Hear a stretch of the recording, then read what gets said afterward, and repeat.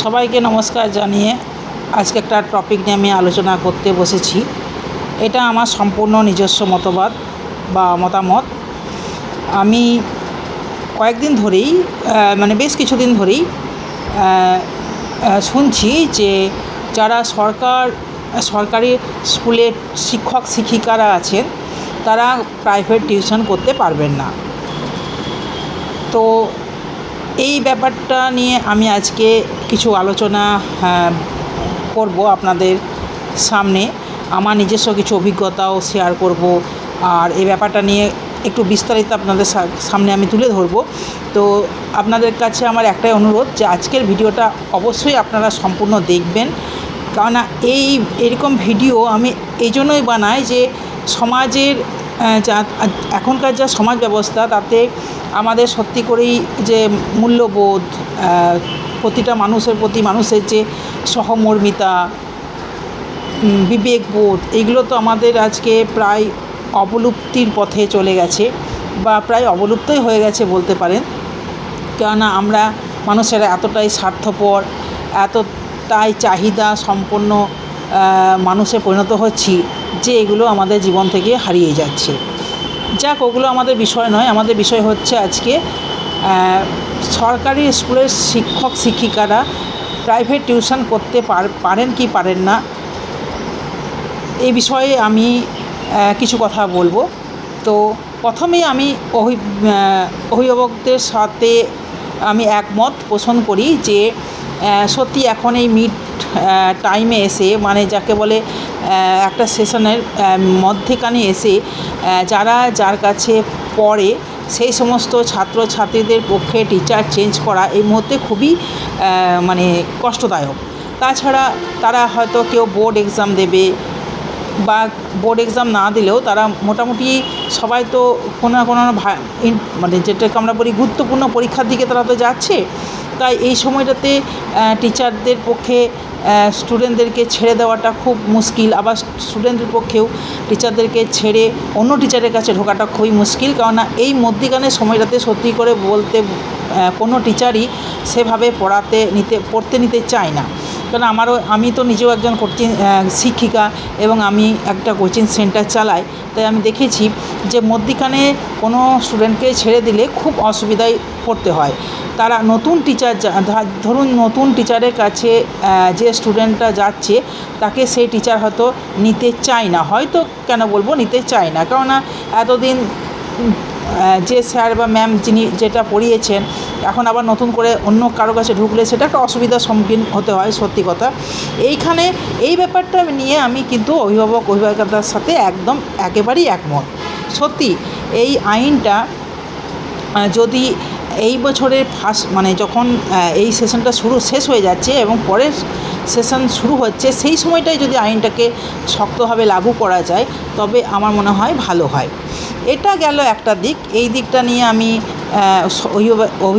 অভিভাবিকাদের সাথে সম্পূর্ণ একমত এবং তাদের প্রতি আমি যথেষ্টই সহানুভূতিশীল।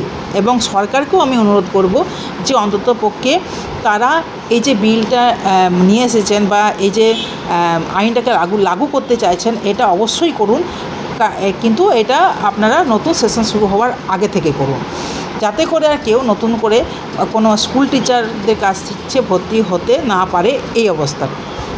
তো এটা একটা গেল দিক। আজকে আমি এই অভিভাবকদেরকে নিয়ে এবং শিক্ষক শিক্ষিকাদেরকে নিয়ে দু চারটে কথা বলবো।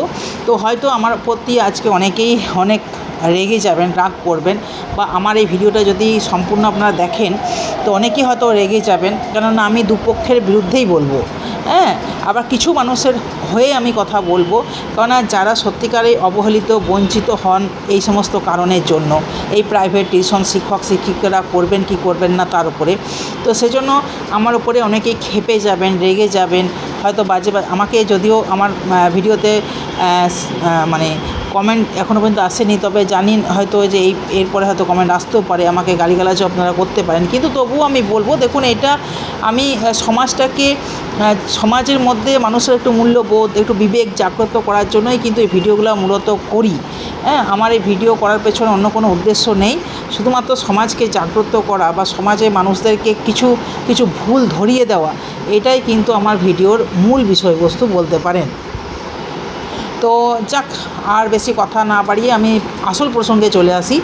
সেটা হলো, এই যে ধরুন স্কুলের শিক্ষক শিক্ষিকারা যে প্রাইভেট টিউশন করে, তো আজকে আইনটা কিন্তু নতুন নয়, এই আইনটা কিন্তু অনেক দিন থেকেই চালু হয়েছে, কিন্তু এইবারে যে নতুন সরকার এসেছেন তারা এই আইনটাকে কড়াকড়িভাবে লাগু করার চেষ্টা করছেন। কিন্তু আমাদের দেশে তো জানেনই, আইন তৈরি হয়, কিন্তু সেই আইনকে বুড়ো আঙুল দেখিয়ে আইনের ফাঁক দিয়ে সবাই গলে বেরিয়ে যান। তো সেইভাবেই এই আইনটা আজকে অনেক দিন আগেই তৈরি হয়েছিল, কিন্তু সবাই ওই আইনের ফাঁক দিয়ে এতদিন ধরে গলেই আসছিলেন। তো এখন যা হোক, সেই জাঁতা কলে পড়ার মতো অবস্থা হয়েছে অভিভাবকদেরও এবং টিচারদেরও, যাকে বলে সাঁড়াশির চাপ। তো যাই হোক, তো এই সাঁড়াশির চাপটা কেন হলো সেইটা কিন্তু আমাদেরকে দেখতে হবে, যে সাঁড়াশির চাপে আজকে অভিভাবকরা কেন পড়েছেন বা টিচারেরাই বা কেন পড়েছেন। ধরুন, এই যে অভিভাবকরা দুটো কারণে প্রাইভেট টিউটরদের কাছে পড়াতে চান বলে আমার মনে হয়, এটা কিন্তু আমার ব্যক্তিগত মত। সেটা হচ্ছে, একটা কারণ হচ্ছে, কিছু অভিভাবক আছেন যারা মনে করেন স্কুলের কোনো টিচার পড়ালে আমার ছেলে মেয়ে খুব ভালো নাম্বার পাবে বা আমার ছেলের ভবিষ্যৎ বা আমার ছেলে মেয়ের ভবিষ্যৎ খুব উজ্জ্বল হবে। আবার কিছু স্টুডেন্ট গার্জিয়ান আছেন যারা মনে করেন যে, বা যারা মনে করেন নয়, যারা এরকম সিচুয়েশনের সামনেও পড়েছেন, সেটা হলো যে অনেক স্কুলের শিক্ষক শিক্ষিকারা আছেন যারা ভয় দেখিয়ে তাদের ছেলে মেয়েদেরকে তাদের কাছে পড়াতে বাধ্য করেন। স্কুলে কম নম্বর দিয়ে দেব, ভালো করে খাতা দেখব না, এই রকম নানা রকমের ব্যাপার স্যাপার করে অনেক টিচার আছেন, করেন এগুলো। আমি এটা জানি, এই কারণে এটা ঘটনাটার আমি একজন ভুক্তভোগী, তাই আমি বলছি, সেই করে অভিভাবকদেরকে তিনি তাদের কাছে ছেলে মেয়েদেরকে পড়াতে বাধ্য করেন। আবার কিছু অভিভাবক বললাম যে যারা আছেন তারা মনে করেন যে যারা স্কুলের শিক্ষক শিক্ষিকা তারা হলো বিরাট পণ্ডিত, আর যারা বাড়িতে টিউশন করেন বা প্রাইভেট টিউটর যারা, তারা আসলে কিছুই জানেন না। কিন্তু আমি অভিভাবকদেরকে একটা কথাই বলবো, যে আপনারা দয়া করে এতটা মূর্খ হবেন না। কেননা দেখুন, যিনি প্রাইভেট টিউশন করছেন তিনি নিশ্চয়ই যোগ্যতা নিয়েই প্রাইভেট টিউশনটা করছেন, আবার যিনি স্কুলে পড়াচ্ছেন তিনিও কিন্তু যোগ্যতা নিয়ে স্কুলে পড়াচ্ছেন। আজকে ধরুন, একজন MA পাস করেছে, সে হয়তো প্রাইভেট টিউশনই করে, আবার একজন MA পাস করে সে হয়তো কোনো স্কুলের টিচার। তাহলে এখানে ফারাকটা কী আছে? ফারাকটা তো কিছুই নেই। হয়তো উনি চাকরির পরীক্ষায় পাস করে গেছেন, উনি চাকরিটা পেয়ে গেছেন, আর ইনি হয়তো চাকরি পাননি, এইটাই যা তফাৎ। তার মানে এই নয় যে তিনি চাকরি করেন বলে তিনি হিস্ট্রিতে 1 ঘটি জল বেশি খেয়েছেন, বা মানে তিনি টিচার হিসাবে 1 ঘটি জল বেশি খেয়েছেন, আর যিনি কোনো চাকরি বাকরি পেলেন না, তার সারাটা জীবন প্রাইভেট টিউশন করেই কেটে গেল, তিনি 1 ঘটি জল কম খেয়েছেন MA পাস করলেও। এটা কিন্তু মনে করার কোনো কারণ নেই। বরং যারা প্রাইভেট টিউশন করেন, আমি নিজে একজন প্রাইভেট টিউটর বলে কিন্তু আমি কথাটা একবারও বলছি না। এটা কিন্তু আপনারা ভাববেন না যে আমি নিজে প্রাইভেট টিউটর, আমি প্রাইভেট কোচিং সেন্টার করি বলেই যে আমি তাদের হয়ে কথা বলছি, এটা কিন্তু একবারও নয়। আমি যেটা সত্যি কথা সেটাই বলছি, কারণ এটা কিন্তু অনেক গার্জিয়ানদের ভিউ। কারণ দেখুন, আমরাও তো গার্জিয়ানদের সাথে কথা বলি, তাদের সাথে মিট করি, তাদের ছেলে মেয়েরা পড়াশোনাতে মানে কী পড়াশোনা করছে না করছে কথা বলে, আলোচনা করে, আমি তো শুনি। সেখান থেকে আমি দেখেছি যে এই ধারণাটা কিন্তু অনেক অভিভাবক অভিভাবিকাদেরই আছে, কিন্তু এই যে ধারণা, এটা কিন্তু আপনাদের সম্পূর্ণ ভুল, এবং এটা আপনাদেরকে কিন্তু ত্যাগ করতেই হবে। দ্বিতীয় কথায় আসি, যেটা ভয় দেখিয়ে, ভয় দেখিয়ে ব্যাপারটা অনেক টিচার করেন। যারা করেন তারা অত্যন্ত লোভী, স্বার্থপর, অবিবেচক হিসাবে আমি মনে করি। কারণ তারা এইটুকু তাদের বিবেচনা বোধ নেই যে আজকে এই যে তিনি একটা স্কুলের শিক্ষক বা শিক্ষিকা, তিনি একটা মোটা টাকা মাইনে পাচ্ছেন, ঠিক আছে, তিনি DA পাচ্ছেন, তিনি পরবর্তীকালে পেনশন পাবেন। আজকে তার কিসের এত চাহিদা, তার কিসের এত টাকার দরকার যে তিনি অন্য একজন প্রাইভেট টিউটর যে হয়তো ওই টিউশনি করেই যার সংসার চলে, সে হয়তো টিউশন করেই তার বাবা মায়ের মুখে দুটো অন্ন তুলে দিচ্ছে, বা তার ছোটো ভাই বা বোন যে আছে তার পড়াশোনার খরচ চালাচ্ছে। আবার এরকম অনেক প্রাইভেট টিউটরও আছে যে হয়তো দুটো চারটে টিউশন করে নিজের পড়াটাকে কন্টিনিউ করছে, প্লাস বাড়িকে সাপোর্ট করছে। এরকম টিউটর বহু বহু বহু আছে। তো তাদের মুখের গ্রাস বা তাদের রুটি রোজগার আপনারা কোন মুখে কেড়ে নেন? আপনাদের এত লোভ কিসের? আমি এটাই শুধু জানতে চাই। আমার শুধু এটাই প্রশ্ন এই সমস্ত শিক্ষক শিক্ষিকাদের কাছে, যে আপনারা নয় করে 50 থেকে 60 হাজার টাকা তো মাইনে পানই, কম করেও। এর থেকেও যদি কমও পান, ধরুন 30-40 হাজার টাকাও যদি পান, তাহলে একটা সংসারে আপনি 30 থেকে 40 হাজার টাকা আর্ন করছেন। আর সেখানে একজন গৃহশিক্ষক, সে হয়তো সারা মাসে 10টা টিউশনি পড়িয়েও 5 থেকে 6 হাজার টাকা আর্ন করছেন। তাহলে কার টাকার চাহিদাটা বেশি আর কার টাকার চাহিদাটা কম, এটা একবার ভাবুন তো আপনারা। আপনারা কোন সাহসে এই প্রাইভেট টিউশনের পথে গেছেন? হ্যাঁ, আপনারা যদি সমাজসেবা হিসাবে প্রাইভেট টিউশন করতেন তাহলে আমার সত্যিই কিছু বলার ছিল না, বরং আমি আপনাদেরকে নমস্কার করতাম যে যাক, আপনারা কিছু ছেলেমেয়ের উপকার করছেন। কিন্তু আপনারা কি করছেন? আপনারা প্রাইভেট টিউশন করার জন্য আপনারা স্কুলে কম সময় দিচ্ছেন, আপনারা স্কুলে ভালো করে সিলেবাস শেষ করছেন না, আপনারা স্কুলে ভালোভাবে পড়াচ্ছেন না। আমি নিজে এই ঘটনার সাক্ষী, কেননা আমি এতদিন ধরে প্রাইভেট টিউশন করি। আমি আমার স্টুডেন্টদেরকে দেখেছি, তাদেরকে বলি হ্যাঁ রে স্কুলে এটা কী করেছে, বলে ম্যাম কিছুই তো করায়নি। আমরা স্কুলের সিলেবাস শেষ হয়েছে, বলে ম্যাম কিছুই তো হয়নি। একদিনে একটা চ্যাপ্টার কোনো শিক্ষক বা শিক্ষিকা শেষ করে দেন একটা 40 মিনিট থেকে 35 মিনিটের ক্লাসে। তাহলে ভাবুন আপনারা, আমরা মাসের পর মাস পড়িয়ে 2-3টে চ্যাপ্টার যেখানে শেষ করছি, সেখানে একটা টিচার একটা 40 মিনিটের ক্লাসে একটা পুরো সিলেবাস, মুঘল সাম্রাজ্যের মতো সিলেবাস, বা ধরুন ব্রিটিশ সাম্রাজ্য, বা ধরুন ফরাসি বিপ্লব, এই সমস্ত সিলেবাসগুলো তারা একদিনে একটা ক্লাসে শেষ করে দিচ্ছেন। কিভাবে এটা হয় আপনারা বলুন? তারপর বাংলা ভাষা চর্চার ক্ষেত্রে দেখেছি, বাংলা ব্যাকরণ যেটাকে আমরা বলি, সেখানে তো সেগুলো তো ক্লাসে আলোচনাই হয় না, সেগুলো ভালো করে পড়ানোই হয় না, শেখানোই হয় না, এই রকম সব ব্যাপার স্যাপার। তাহলে আজকে আপনারা কেন এটা করছেন? কেন আপনারা জানেন আমার যারা স্টুডেন্ট তাদেরকে আমি আলাদা করে শিখিয়ে দেব, তারা ভালো নম্বর তো পেয়ে যাবে, বাকিরা মুরুগ্গে, বা বাকিগুলো যা হবে হোক। এই যে চিন্তাভাবনাটা এখন শিক্ষক সমাজের মধ্যে চলে এসেছে, এটাই কিন্তু অনেক গার্জিয়ানরা কিন্তু বুঝতে চাইছেন না। আজকে হয়তো যে গার্জিয়ানটা তার ছেলেকে বা তার মেয়েকে কোনো স্কুলের শিক্ষক শিক্ষিকার কাছে পড়াচ্ছেন, তার হয়তো খুব মাথা ফেটেছে বা মাথা ফাটাচ্ছেন তিনি, কিন্তু তিনি এই কথাটা চিন্তা করছেন না যে তিনি শুধু নিজের ছেলে মেয়েটার কথাই ভাবছেন। আজকে আমাদের দেশে শয়ে ছেলেমেয়েরা আছে যারা স্কুলের ভরসা, হ্যাঁ হয়তো একটা প্রাইভেট টিউটরের কাছে পড়ে, বা সব সাবজেক্ট হয়তো একটা প্রাইভেট টিউটরের কাছে পড়তে বাধ্য হয়, তাদের হয়তো সেই ক্ষমতা নেই যে আলাদা আলাদা সাবজেক্ট আলাদা প্রাইভেট টিউটরের কাছে পড়বে, তাদের স্কুলটাই ভরসা। হ্যাঁ, প্রাইভেট টিউটর হয়তো সব সাবজেক্ট দেখিয়ে দিচ্ছে বটে, কিন্তু স্কুল যদি ভালো করে ক্লাস নেয় তাদের হয়তো পড়াশোনার মান আরও উন্নতি হয় বা আরও পড়াশোনার উন্নয়ন হয়, কিন্তু তারা সেটা দেখছেন না। তাহলে এক্ষেত্রে আমি বলবো যে প্রাইভেট যারা আপনারা স্কুলের শিক্ষক শিক্ষিকা, তারা আপনারা কীভাবে পড়াচ্ছেন? হ্যাঁ, আপনারা যদি সমাজসেবা করতেন তাহলে কিন্তু আমি আপনাদেরকে বললাম আবার আজ আমি নমস্কার করতাম। আমার জীবনে ঘটেছে, ধরুন আমার বছর 2 আগে কয়েকটা স্টুডেন্ট আমার আসার কথা ছিল বা আমার কাছে ভর্তি হওয়ার কথা ছিল। হঠাৎ করে জানতে পারলাম তারা ভর্তি হচ্ছে না। আমি যখন জিজ্ঞাসা করলাম যে কী কারণে, তখন তার গার্জিয়ানরা বলছেন যে না অমুক স্কুলে তো আমার ছেলে মেয়ে পড়ে, ওখানে যিনি বাংলা টিচার তিনি বলেছেন যে আমার কাছে যদি ছেলে মেয়েকে স্টুডেন্ট আপনার ছেলে মেয়েকে বা আপনার ছেলেকে বা আপনার মেয়েকে ছেলেকে যদি ভর্তি না করেন তাহলে কিন্তু বাংলায় ও একটা নম্বরও পাবে না। হ্যাঁ, আমি সপ্তাহে 1 দিন করে ওদের ক্লাস করাবো, 800 টাকা মাইনে। আর সেখানে ধরুন আমি একজন প্রাইভেট টিউটর, আমি 3 দিন করে ক্লাস করাচ্ছি সপ্তাহে, কাউকে আবার 4 দিনও। কত মাইনে নিচ্ছি? 800 টাকা। ফারাকটা একবার বুঝুন। উনি 1 দিন ক্লাস করাচ্ছেন, নেবেন 800 টাকা। আমি 4 দিন ক্লাস করাচ্ছি, নিচ্ছি 800 টাকা।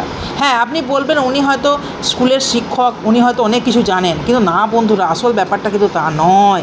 আপনি বলবেন যে হ্যাঁ নাম্বার তো তাহলে বেশি পাচ্ছে, হ্যাঁ পাচ্ছে, কিন্তু এখানে একটা জানেন তো, গ্যাঁড়া কল বলে একটা কথা আছে, সেই গ্যাঁড়া কল আছে কি না, ওই সে শিক্ষক শিক্ষিকা কী করছেন, কোশ্চেন কিছু হয়তো তিনি জেনে আসছেন, সেগুলো হয়তো সেই কোশ্চেনগুলো করাচ্ছেন স্টুডেন্টদেরকে, তারপর মারফতে তারা নাম্বারটা পেয়ে যাচ্ছে। সেই জন্য গার্জিয়ানরা দেখছেন, বাহ আমার ছেলে মেয়ে তো এই স্যারের কাছে পড়ে প্রচুর নাম্বার পাচ্ছে। এইটাই হচ্ছে ব্যাপার বন্ধুরা, আর কিছুই নয়। তো আমি আজকে বলুন তো, এই যে যারা প্রাইভেট টিউশন করে তাদের অনেক অভাব, অনেক অভিযোগ, আর তাদের হয়ে বলার মতো বা তাদের হয়ে মাথা ফাটানোর মতো কেউ নেই। আজকে সবারই দেখুন আলাদা আলাদা ইউনিয়ন আছে বা সংগঠন আছে, শ্রমিকদের জন্য সংগঠন আছে, ব্যাংকের কর্মচারীদের জন্য সংগঠন আছে, সরকারি কর্মচারীদের জন্য সংগঠন আছে। আজকে এই যে আমরা যারা প্রাইভেট টিউশন করি, আমাদের জন্য কতগুলো সংগঠন আছে, কটা সংগঠন আছে, আমাদের হয়ে কারা গলা ফাটায়? কেউ না বন্ধুরা।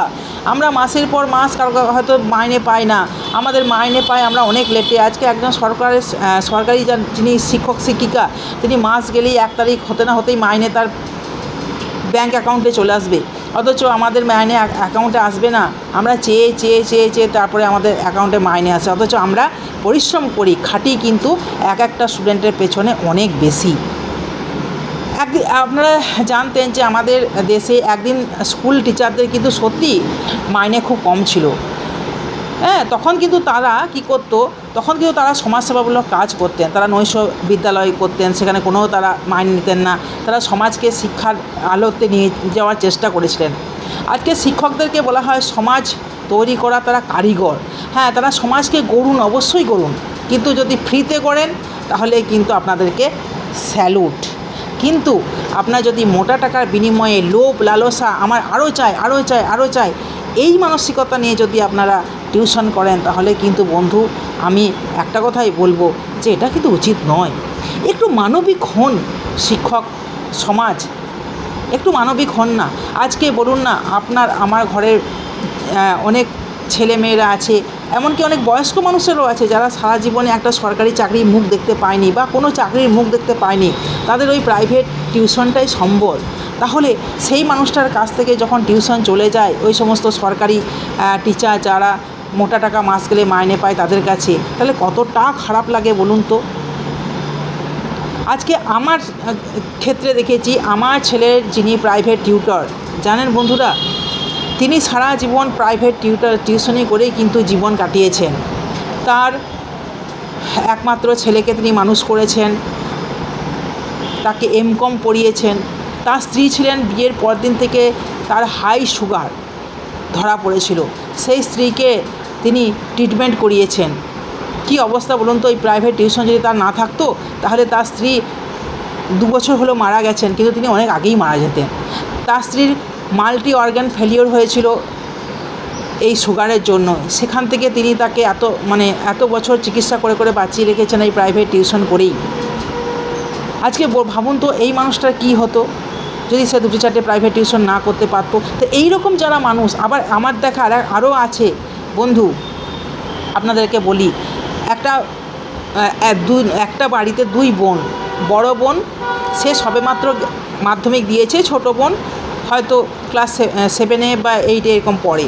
তো বড় বোন মাধ্যমিক দিয়েই সঙ্গে সঙ্গে 2-4টে টিউশন খুঁজে নিয়েছিল, কারণ তার মা অসুস্থ, তিনি ভালো করে কাজকর্ম করতে পারেন না। তাও কী কাজ করতেন না, লোকের বাড়ি রান্না করতেন। বাবা মারা গেছে মেয়েটির, ছোটো মেয়ে, তার যে বোন, তার লেখাপড়া চলছে। এই মতো অবস্থায় সেই মেয়েটি টিউশন খুঁজে 3-4টে টিউশন নেয়, এবং সে তার টিউশন করে সে তার লেখাপড়া বজায় রাখে, চালিয়ে যায়, এবং তার বোনকে লেখাপড়া শেখায়, মাকে দুটো হেল্প করে। হয়তো বেশি টাকা দিতে পারতো না, কিন্তু 200-100 টাকা দিয়েও মাকে বা সংসারে একটু হেল্প করতো। এইরকম হাজার হাজার উদাহরণ আমার কাছে আছে বন্ধুরা। তাহলে আজকে আপনারা আমার এইটা আমি দেখুন বন্ধুরা, আমি সমাজে হয়তো সেরকম উপকার করতে পারবো না, কিন্তু আমাদেরকে আমরা যারা শিক্ষক শিক্ষিকারা আছি, আমাদেরকে কী বলা হয়, আমরা নাকি সমাজ তৈরি করার কারিগর। তাহলে আজকে আমরা যদি সমাজকে তৈরি করার বদলে সমাজকে ধ্বংসের দিকে ঠেলে দিই, বা সমাজে কিছু মানুষ আরাম আয়েসে থাকবে, কিছু মানুষ কষ্ট করে যাবে সারা জীবন, এইভাবে চলি, তাহলে কিন্তু বন্ধুরা আমাদের কাছে, আমরা নিজের কাছে নিজেই লজ্জিত, অপমানিত হব, নিজেদের বিবেক কোথাও যেন মরে গেছে বলে আমরা মনে করব। তো আমি সেজন্যই প্রাইভেট আমি যারা সরকারি শিক্ষক শিক্ষিকারা আছেন তাদেরকে আমি একটা করজোড়ে নিবেদন করতে চাই বা তাদের কাছে আবেদন করতে চাই যে কী দরকার আছে। আমরা তো শিক্ষক শিক্ষিকা, আমরা কেন এই সমস্ত কিছু বেকার যুবক যুবতীদের ভাত কেড়ে নেব, কেন তাদের রুটি রোজগার কেড়ে নেব, কেন আমরাও আমাদের যা মাইনেপত্র আমাদের এই তো বন্ধুরা আপনাদের একটা কথা বলি যে আপনাদের ডিএ বাড়ছে, আপনারা মোটা ডিএ পাচ্ছেন, মাইনে পাচ্ছেন, তাহলে আপনাদের কিসের এত টাকার দরকার, কিসের এত চাহিদা যে এই সমস্ত গরিব বা যারা ধরুন প্রাইভেট টিউশন করেই তাদের সারা জীবনটা তারা অতিবাহিত করেছেন, ওই টাকায় তারা লেখাপড়া করিয়েছেন তাদের ছেলে মেয়েদেরকে, তাদের বাবা মায়ের চিকিৎসা করিয়েছেন, তাদের বাবা মায়ের মুখে দুটো অন্ন তুলে দিয়েছেন, তাদের কেন আপনারা ভাত মারছেন? তাদের ভাত মারবেন না। আপনারা নিজের থেকেই প্রাইভেট টিউশন ছেড়ে দিন, আমার এটা অনুরোধ। আমরা দেখুন, আমরা মানুষেরা আমরা কিন্তু সমাজবদ্ধ জীব, মান আর হুঁশ এই দুটো আছেই বলেই কিন্তু আমরা মানুষ। আজ আমরা মানুষ হয়ে যদি মানুষের পাশে না দাঁড়াই, মানুষ হয়ে যদি মানুষের প্রতি সহানুভূতি, স্বার্থপরতা ছেড়ে দিয়ে স্বার্থপর যদি না হয়ে আমরা বিবেকবান, মনুষ্যত্ববান হয়ে মানুষের পাশে এসে দাঁড়ায়, তাহলে কি খুব ক্ষতি হবে বন্ধুরা? নিশ্চয়ই নয়। এই প্রশ্নটাও কিন্তু আমি আমার সম্মানীয় শিক্ষক সমাজের কাছে রেখে গেলাম যে আমরা তো ইচ্ছা করলেই পারি এই সমস্ত যারা ধরুন টিউশন করেই সংসার চালায়, যারা প্রাইভেট টিউটর, তাদেরকেই ছেড়ে দিন না। তারাই এই প্রাইভেট টিউটরের ক্ষেত্রটাকে প্রাইভেট টিউটরের যে ক্ষেত্রটা সেখানে তারাই শুধু বিচরণ করুন না কেন তারা সেই জায়গাটাকে দখল করবেন? হ্যাঁ বন্ধুরা, এক্ষেত্রে বলি সব শিক্ষক শিক্ষিকা কিন্তু একরকম হয় না। আবার অনেক শিক্ষক শিক্ষিকা আছেন যারা হয়তো নিজের বই দিয়ে খুব কম মাইনে নিয়ে বা মাইনে না নিয়েও পড়িয়ে দেন অনেক ছাত্রছাত্রীদেরকে, তা সেরকমও কিন্তু আছেন। তাদেরকে সত্যি আমি নমস্কার জানাই। আমি তাদের কথা বলছি না, আমি কিছু দেখুন সব পেশাতেই কিছু আপনার ভালো, কিছু আপনার খারাপ তো থাকবেই। যেমন আজকে পলিটিক্সে দেখছেন কিছু মানুষ যেমন ভালো আছেন, কিছু মানুষ তো দেখছেনই। একজন মন্ত্রী, তারও প্রচুর টাকার দরকার, তারাও কি করছে, বিভিন্ন ক্ষেত্রে শিক্ষার ক্ষেত্রে দুর্নীতি করছেন। তার মানে কি, এদের কোনো কিছুতেই পেট ভরে না, এদের আরও চায়, এদের চাওয়ার কোনো শেষ নেই। এরা টাকা পয়সা নিয়ে যে কী করবে, এরা কি স্বর্গে যাবে নাকি টাকা পয়সা নিয়ে যে এরা কী করবে আমি সত্যিই খুঁজে পাই না। এদেরকে বলার মতো কোনো ভাষা আমার কাছে নেই।